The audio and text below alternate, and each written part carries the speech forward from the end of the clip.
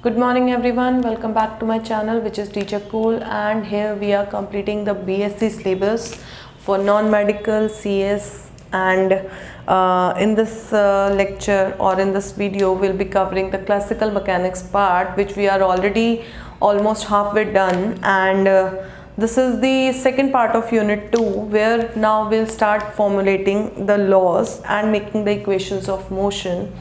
So yeah, stay tuned and let's start with today's lecture.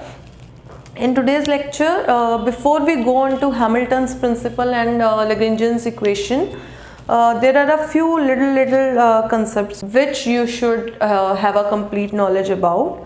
So the first thing is, हमने बहुत सारा काम किया अभी previous lectures के अंदर generalized मतलब everything we are converting to generalized form. तो सबसे पहली बात तो जब हम कोई भी चीज़ कर रहे हैं तो why are we converting the coordinates to generalized system? तो सबसे पहली बात आती है कि what is the advantage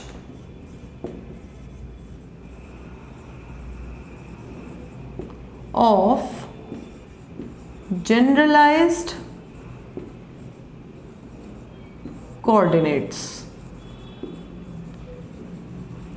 मतलब जनरलाइज्ड कोऑर्डिनेट्स को इतनी उनकी क्या इम्पोर्टेंस है ना। तो सबसे पहली चीज़ तो हमने जो प्रीवियस लेक्चर्स में डिस्कस करी थी कि द वेरी सिंपल या जो फर्स्ट एडवांटेज जो हमारे माइंड में आता है, it makes the expressions into a simpler form.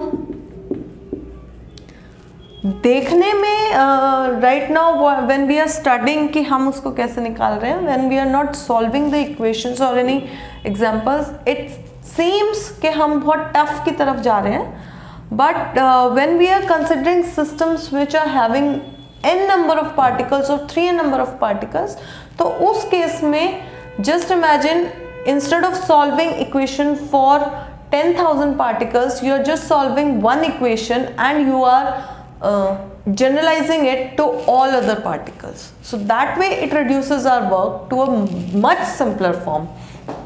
So the first advantage is the simpler form. Second advantage is, just now I said कि instead of solving equations for 10,000 particles, we are solving a generalized equation for one particle and will tell the results for all the particles. तो इसका एक कह सकते हो result या conclusion जो निकल के आता है, इट इज़ कि जब भी हम जनरलाइज्ड कोऑर्डिनेट्स में बात कर रहे हैं, जनरलाइज्ड कोऑर्डिनेट्स जिसमें हमारे degree of freedom f is 3n minus k, मतलब मेरे पास 3n पार्टिकल्स हैं, उसके ऊपर k मेरे कंस्ट्रेंट्स लगे हैं, तो मेरे rest of the freedom degree of freedom जो रह रहे हैं उसके पार्टिकल्स की जब मैं बात कर रही हूँ, तो यहाँ पे जब हम जनरलाइज्ड कोऑर्डिनेट्स की बात करेंगे तो every coordinate is independent of each other.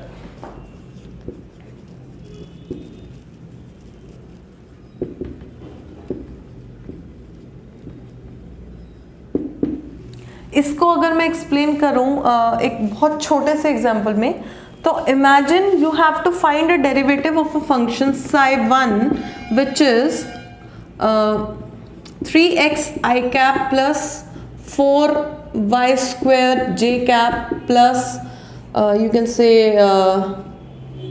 9k cap 9z। तो इसका डेरिवेटिव जो डेल ऑपरेटर इसके ऊपर यूज होगा, it is quite easy because every coordinate I cap is only dependent on x, y और j का component नहीं आ रहा है ना। तो finding its derivative is quite easy. It is 3i cap plus 8yj cap plus 9k cap.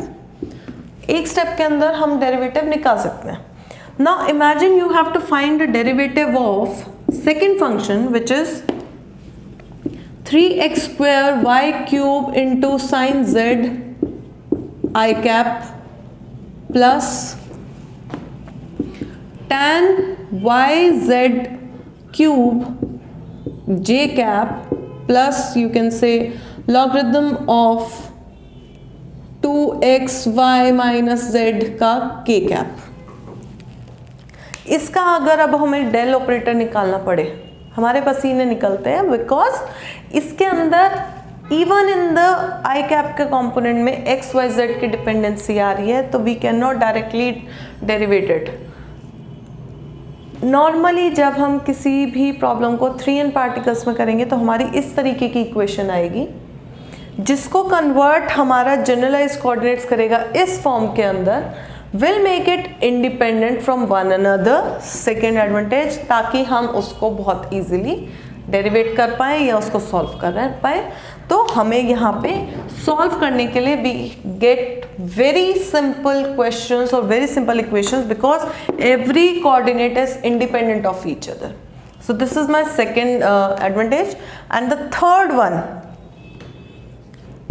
one is we are talking about a system of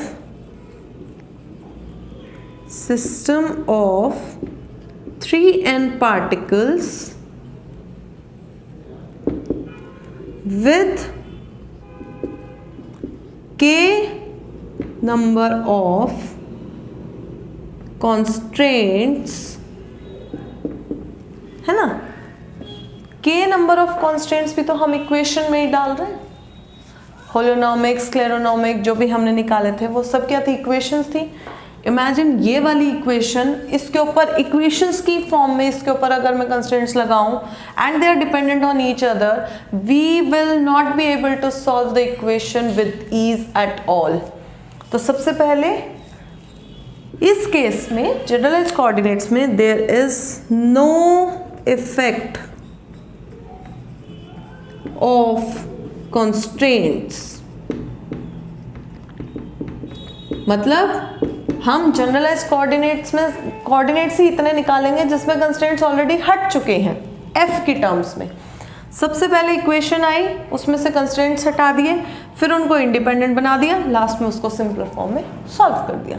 so these 3 steps actually tell me what is the real advantage or why we are working so hard to convert each and every aspect or each and every quantity into generalized form.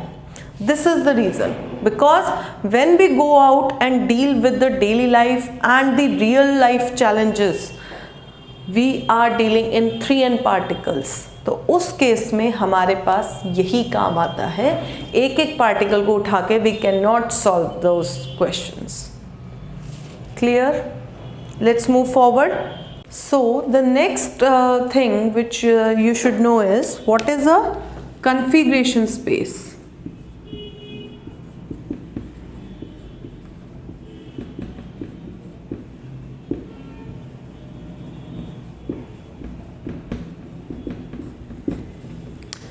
हमने till now we are dealing in coordinate geometry, circular forces and central forces, और उसके अंदर हम 3D geometry use करते हैं at the max।